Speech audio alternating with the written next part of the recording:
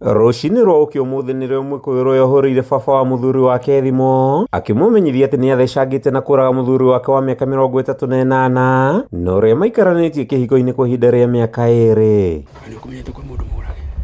Kũringana na Ruben Njuguna, mũriũ akuire thutha wa gũkinyio thibitarĩ-inĩ gũkĩrĩkana nĩekurĩte thakame makĩria. Kijana sasa yeye anafanya kazi ya matatu.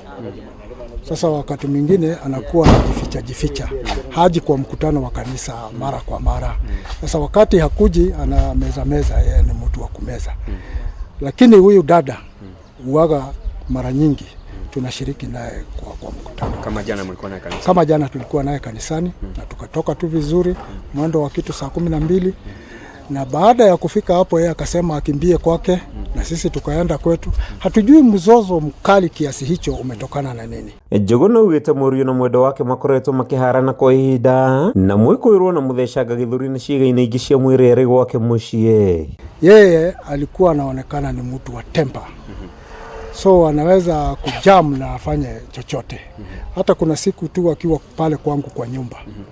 Dada huyo na mke wangu walikuwa.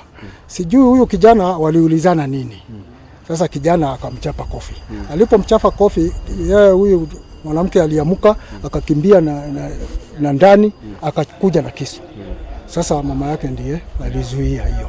Augĩte managerie gwethera erĩ kĩhonia kĩa ngũrani ciao hamwe na maũndũ mangĩ kũmoria matigane. Njuguna akĩũria borithi gũtigĩrĩra mũriũ nĩona kĩhoto gĩake, akĩoya mweke ũyũ kũria andũ endi mwega kũmũteithia gũthika mũriũ mwena wa Naikuru. Wamkubali Mwenyezi Mungu na wawe watu wa kupenda ushauri na wawe watu wa kunyenyekea sana, kwa sababu fujo na fracts hizo hazina faida ya aina yoyote ambayo inaweza kukupea.